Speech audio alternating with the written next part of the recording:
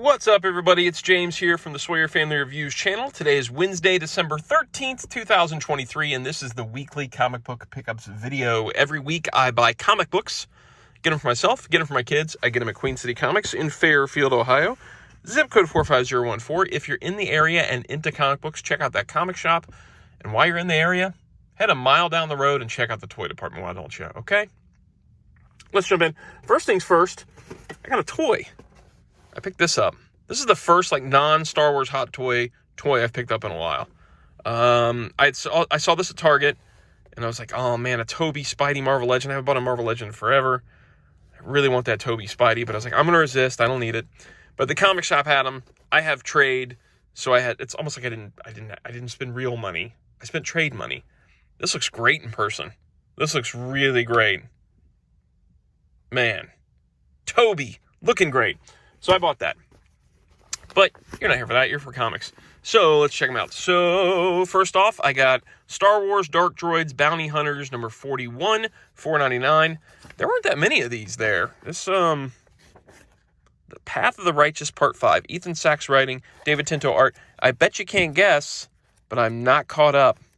Not caught up. So this is where we're at. We only got a few more parts left to go, dude. Few more parts left to go, and this Dark Droids crossover is gone. I am going to pick up the Thrawn Alliances. I don't know what's going to happen to me past that when it comes to these Star Wars comics. I don't know if I should keep buying Star Wars comics when I'm not even reading them. I feel like I have to get caught up on this first, and then if I'm intrigued, maybe I'll pick up the titles out of this crossover that I liked. But that means I got to read a lot of books to get caught up in a very short amount of time. And you guys know me. I'm slow when it comes to these reading these books. I'm not efficient. So, we'll see what happens.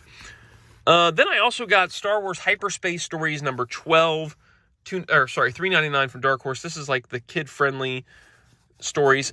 This isn't Gracie's comic for the week because I wanted to read this. It's called The Little Things, written by Cecil Castellucci and art by Lucas Maragnan. I wanted to read it. I flipped through it and I was like, oh, that's cute. It's got like a teddy bear thing in it. It's got some fun art. So I bought this, I'll read it, and then I'll give it to Gracie. So it's kind of like a me and her book. This is the book I got for her. Addams Family, Charlatans Web, $5.99 from IDW. This is by Leah Williams and China Clugston Flores, and art by Juan Samu and Francine Delgado. Gracie likes the Addams Family. I like the Addams Family. Why not get an Addams Family comic? It looks like it's fun. Looks like there's some hijinks. A lot of ads in the back. So, yeah. Why not? And then we got for Keaton, Marvel Zombies, Black, White, and Blood, issue 3. This one's got a Peach Momoko cover, and Peach Momoko does a story in here. So we've got, did I tell you how much it cost? $5.99. We've got Juju and the Gift of the Insect Bead by Peach Momoko.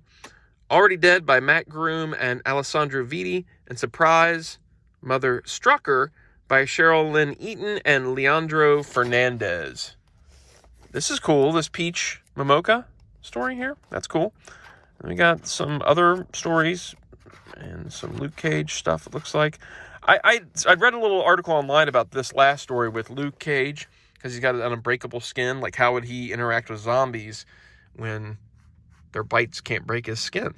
So, that's pretty interesting. And then the whole concept here is Black, White, and Blood. So, it's a Black, White, and Red comic. That's the only 3 colors you're going to be seeing. And then last but not least, I grabbed this for Blaze. Batman 428, Robin Lives. $4.99. Book 3 of 4 of A Death in the Family. The shocking alternate ending that you were never allowed to see until now. So, for those who aren't golden oldies like me, back in the day, Jason Todd's Robin was not that well received by fans. There was a vote to kill him off. The fans decided to kill him off. It was a slim margin, but they did decide to kill him off. But they had to prepare both versions because it had to go to press pretty quickly after the vote was tallied. So this is the alternate version where Robin lives. They printed it just like the old comic. It's got the old ads. This is basically a facsimile edition of that Batman issue, But instead of him being dead, he finds him and he's alive. And so then the rest of the story, I believe, is all the same stuff, but the word balloons maybe have been changed or slightly altered. Let's see. Bruce Wayne. So it's talking about her being sent back to be buried. Let's see. I know. Yeah, so all this stuff is all about her being buried. The mom, Jason Todd's mom. So then we've got this. As for Jason, he's in a coma. So yeah, there is some alternate pages, alternate panels in here to reflect him not dying. This is awesome. This is really super cool. I think Blaze is really going to dig this. I dig this. Really neat idea. For DC, I don't really enjoy DC anymore. I think their best days are now behind them. I don't really enjoy most of what they put out, but this was a cool idea. This is a really neat idea. I'm excited about that. And that is it for this week.